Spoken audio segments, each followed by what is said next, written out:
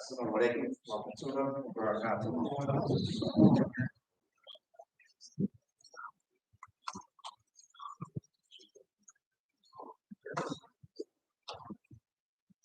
Allahu Akbar, Allahu Akbar.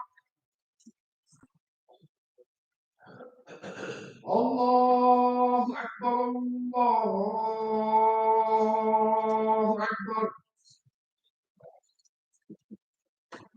Ashhadu an la ilaha illallah. أشهد أن لا إله إلا الله.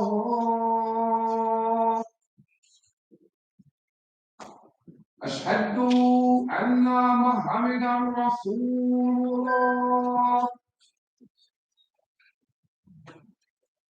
أشهد أن محمدا رسول الله.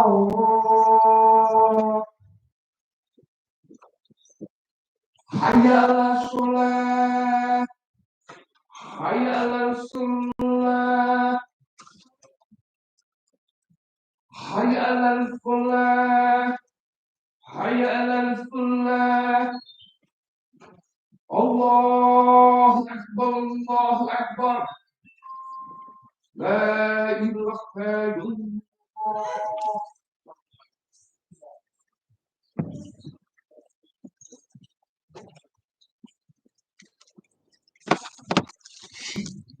أعوذ بالله من الشيطان الرجيم. بسم الله الرحمن الرحيم. أشهد أن لا إله إلا الله وحده لا شريك له وأشهد أن محمدا الحمد لله نحمده ونستعينه ونستغفره ونؤمن به ونتوكل عليه أنفسنا ومن سيئات أعمالنا وأشهد أن لا إله إلا الله وحده لا شريك له وأشهد أن محمدا عبده ورسوله أما بعد أعوذ بالله من الشيطان الرجيم بسم الله الرحمن الرحيم. Once again, brothers and sisters, before getting into the things of the Qur'an today, I'm asking to remember our brothers and sisters throughout this ummah of the Prophet Muhammad to the stress or suffering, whether we know the cause of that distress or suffering or not. Let us remember our brothers and sisters in a country that historically has been known as the bread basket of the entire continent. And I'm making reference to the country of Sudan. That Allah subhanahu wa ta'ala had gifted this land out for centuries with a very fertile land.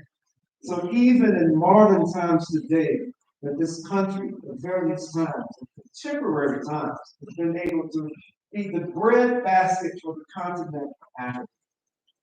But what we are seeing today in Sudan is that there are at least 1 million people who are near starvation.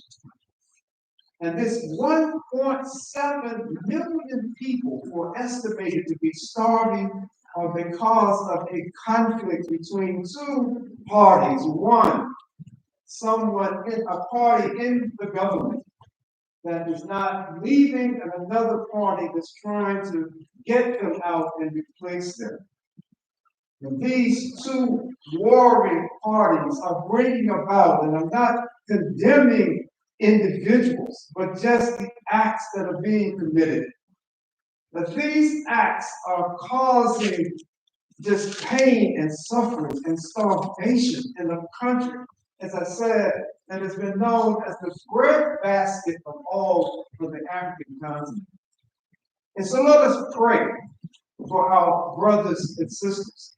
Just recently, I got information that there was a aid that was destined, it was designated to help feed these starving people, but one of these parties attacked this warehouse, took all of the food that was reputed to have been able to feed close to 1 million individuals. Again, I'm not criticizing, I'm not talking about individuals because there are good people on both sides of this conflict. But the actions that are taking place are causing harm to the people in the nation. So let us remember our brothers and sisters in Sudan.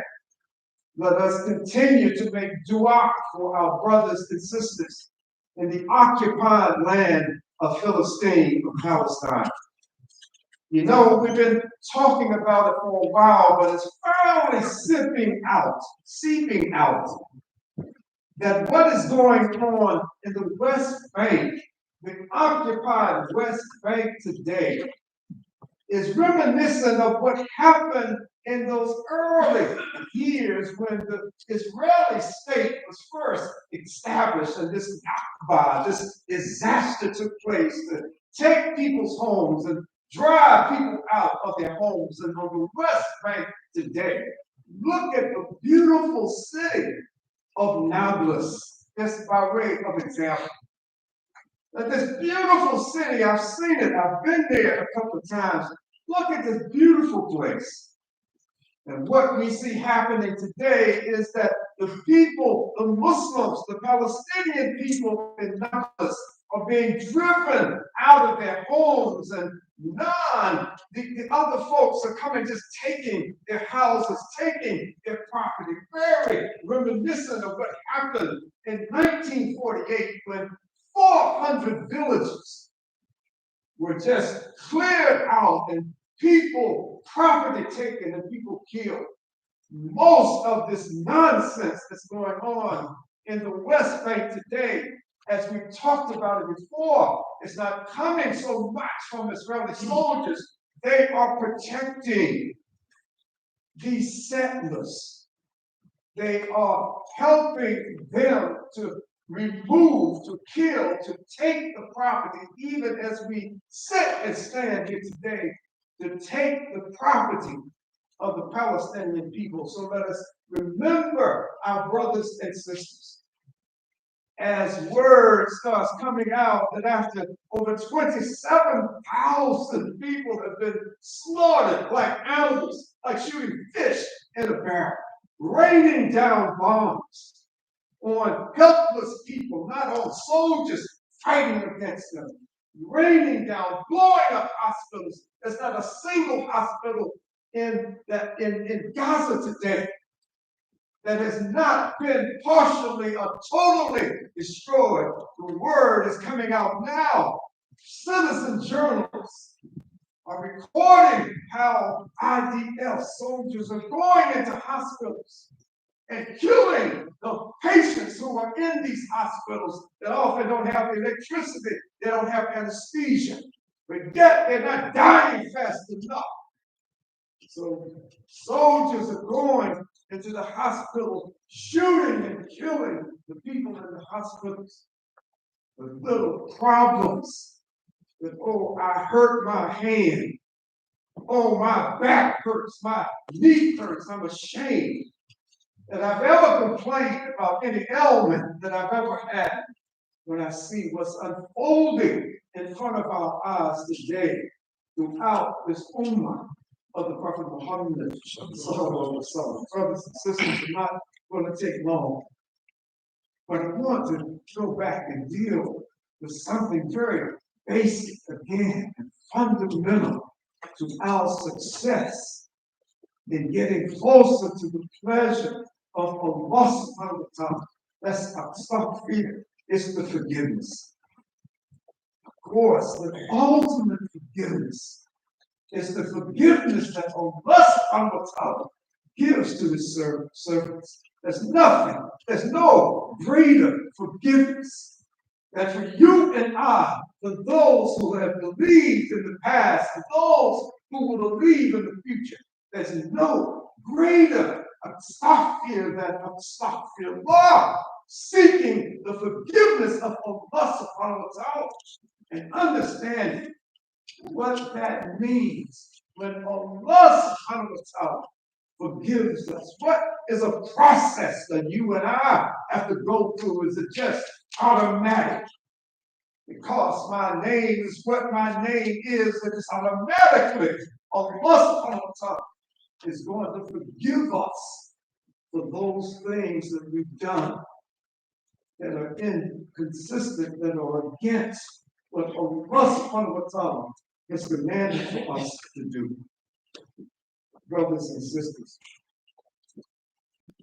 for those of us who have embraced Islam at a later age, not having grown up with the guidance of Islam, it means so much when you are an adult and you take Shahada and you think about all the things that you've done that have been against what Allah subhanahu wa ta'ala has commanded us to do as human beings. And then someone tells you everything that you've done up to this point in your life is off the books. Allah subhanahu wa ta'ala forgives you once you embrace Islam. Nothing that you've done, no matter how horrible it may have been, nothing will you have to account for on Qiyamah, because the most merciful has extended this promise, this word. Once you embrace Islam, everything that you've done wrong is forgiven. We're given a clean slate. And it's left up to us what we put on this clean record that Allah subhanahu wa ta'ala gives us simply by consciously submitting and saying that we're submitting our free will to the will of Allah subhanahu wa ta'ala. Brothers and sisters, you know, there are episodes that we find in the history of Islam during the time of the Prophet Muhammad that are so can instruct us so much as to what forgiveness actually means. Let me just start with the example, of course, with the Prophet Muhammad himself. That there is a surah in the Qur'an, and this surah, Abasa, is one that the history about it, and you know the history better than I, but the history of the surah is that there was a blind man, Abdullah ibn Maktoum, who had just recently embraced Islam. And he came, he heard the Prophet Muhammad's voice, and he wanted to ask the Prophet Muhammad for instruction about this beautiful way of life that he had just recently embraced.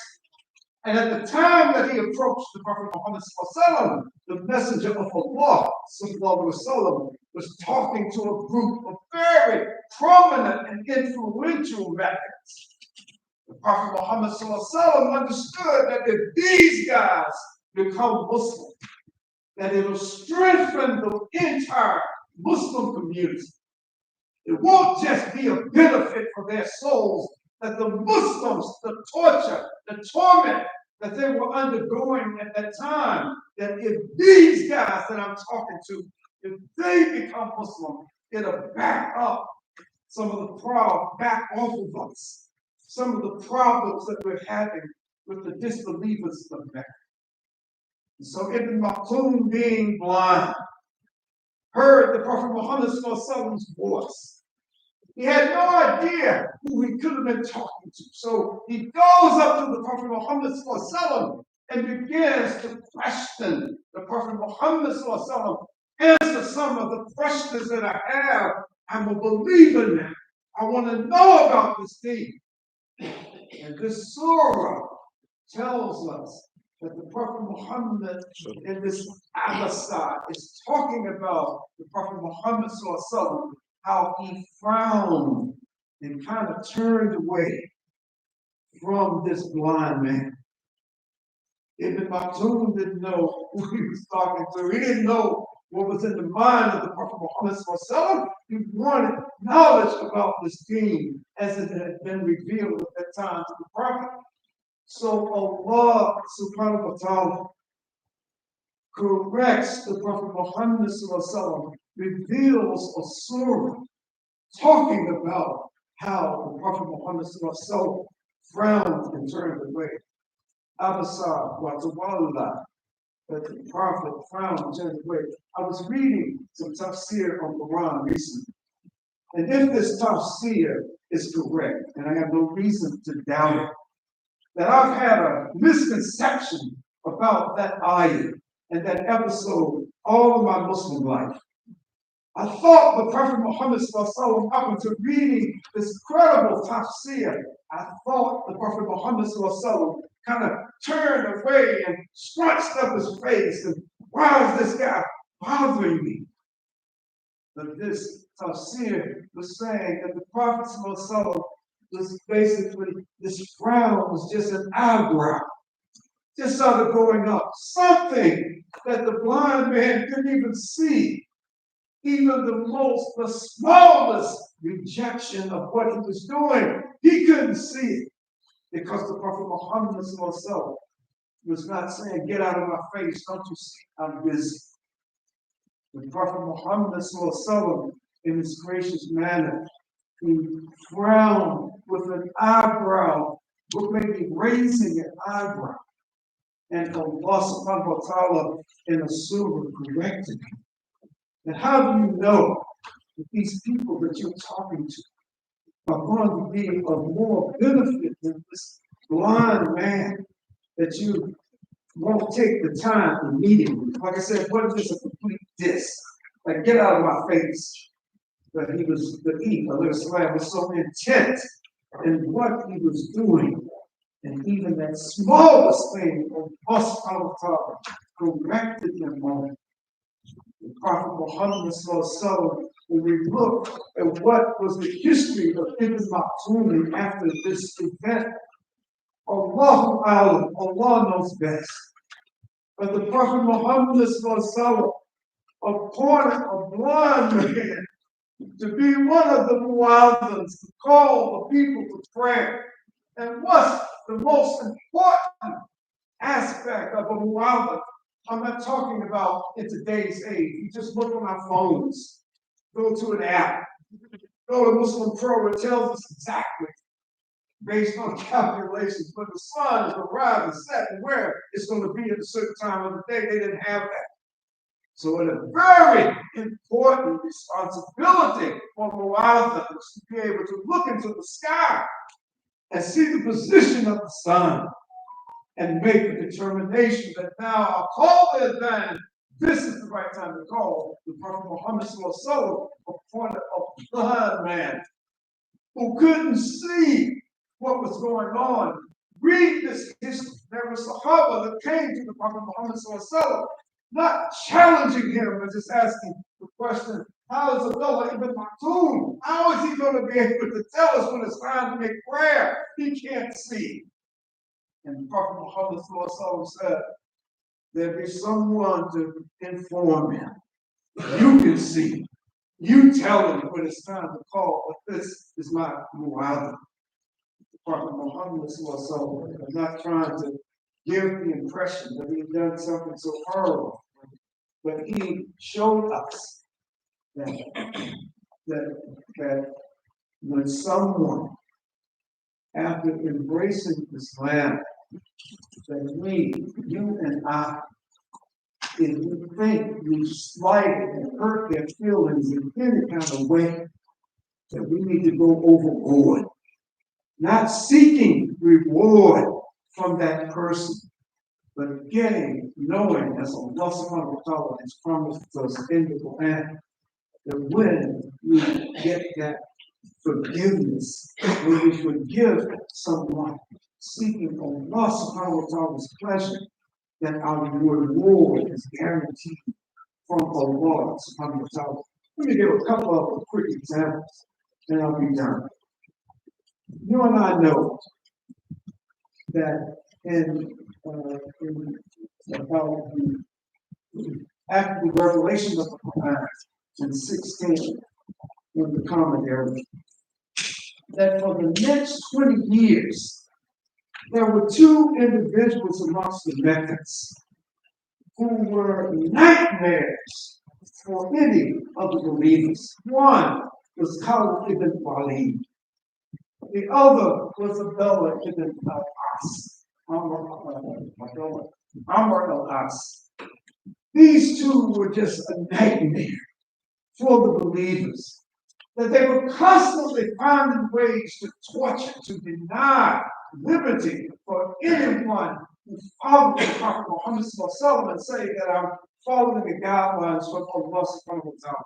For 20 years, they were some of the worst enemies on the battlefield and off of the battlefield, fighting against the Muslims in the battle of Badr, fighting against them in Uhud. That they were a constant presence for almost 20 years, oppressing the Muslims at every opportunity that they had. But then, when the Prophet Muhammad had this dream, that I dreamed that we were making tawaf around the house, we're going to make ummah. They dressed, they put the sacrificial garlands around the necks of the sacrificial animals. They made their way going to Mecca to make ummah. The word came down that Muhammad is coming. He's got so many people with him. I know he's coming for war. They had no intention to fight anyone. And this was about 629. In 628. At this particular point, they were stopped. Let me do a short version of the story. They were stopped by some of the Meccans. And there was a negotiation. No, you're not coming in here to make ummah. But what you can do, maybe within next year, come back again. We'll let you come next year. But you can't make ummah on this particular year, on this particular occasion. And you and I know that there is some disagreement amongst the leading Sahaba as to whether or not they should allow these people to turn them around. But then it was accepted begrudgingly. Because the Prophet Muhammad said, let's just go back to Mecca. And this was a treaty that at the time there were 1,200 known Muslims on the face of the earth. Within 2 years of that treaty, Allah subhanahu wa ta'ala had increased the number of Muslims to 10,000. And this, as Allah subhanahu wa ta'ala characterized that treaty, this was a tremendous success. This was a victory for the Muslims. But many of the Muslims were too short-sighted to be able to see how there could be any victory or success coming from having to go back to Mecca after preparing so much to do to make the Ummah on that particular year. Brothers and sisters, during that peaceful time, we had Amr ibn al-As embracing Islam, standing beside Khalid ibn Walid. Two of the greatest enemies of Islam up to this point during this treaty period, they embraced Islam. And how did the Prophet Muhammad respond to them? But I don't know whether you're sincere or not. Did he say that you can become Muslim, but I'm going to keep my eye on you because I don't trust you? You killed so many of my brothers over the years, for 2 decades. You're killing Muslims.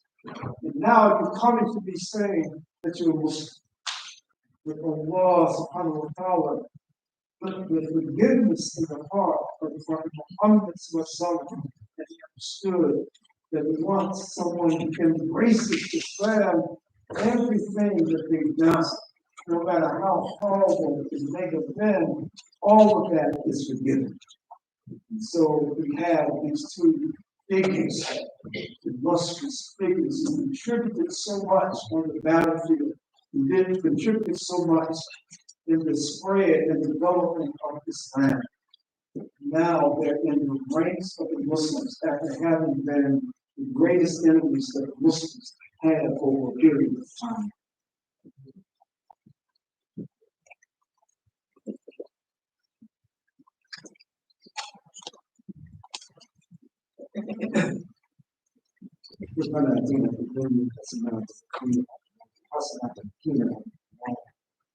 Brothers and sisters,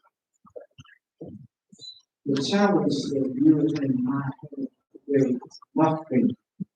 Talking about right here in Mississippi, right here in the United States, is nothing compared to what was happening at the time of the Prophet and what the Muslims had to endure, the level of forgiveness that they had to give, they saw killing their brothers and sisters. And so when we have such just real, such locked in, such clear examples of how brothers and sisters forgave the excesses of those before this land, I have to ask myself, where did I get off? How is it that I can be unforgiving to a Muslim brother and sister for some mistake that they've made? Is it that I forget everything that I've done wrong? Do I think that you and I have a past just because we're Muslim? Do we think that we should be so self-righteous that when someone makes a mistake, we want to talk about them, we want to backbite them, we want to put them down? Not reminding ourselves that Allah subhanahu wa ta'ala is the one who forgives. We can forgive on this worldly level, but Allah subhanahu wa ta'ala is the one who forgives. We can accept. We have a level of forgiveness, but we have to accept the rights of brotherhood and sisterhood that we have with one another. We don't have the right to talk bad about a brother or sister who's made a mistake or a series of mistakes. We have the responsibility to forgive them if we see that they are sincere in being sorry and asking for forgiveness for anything they've done wrong.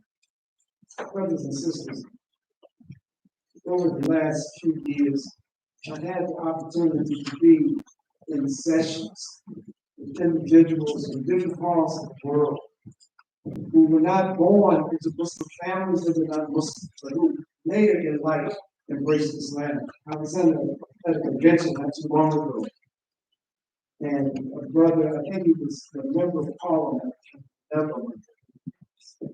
and he was the chairperson or the head of a political party whose platform is based on the hatred of Muslims. He was the leader of the party. He was the one who's helping to craft the kind of policy and proposals from this party saying, let's get all of the Muslims out of this country.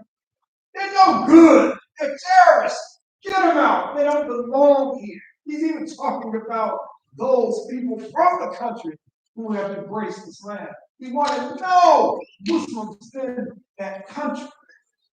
He couldn't tolerate the thought of those mosques being constructed in his country. He couldn't tolerate hearing the adhan. It was offensive to him to see Muslim women in full hijab. But now Allah subhanahu wa ta'ala guided this man to Islam. And at this particular convention, I had the opportunity to talk with him for a while, but he was publicly describing how hateful he was and how Allah subhanahu wa ta'ala has turned his heart and guided him to Islam. And so, what responsibility do the Muslims have now that he's turned away from this hateful stuff, something that's against Islam? He's no longer there. He's not proposing any of that nonsense. He's a believer in Allah subhanahu wa ta'ala. The same is happening all over this country. Members of the Ku Klux Klan who may have been outside your house burning a cross. Now Allah is guiding them to Islam. Our responsibility is to accept those who come to Islam, to accept those who are Muslims and who make mistakes, and then return to Allah subhanahu wa ta'ala in their actions, in their beliefs.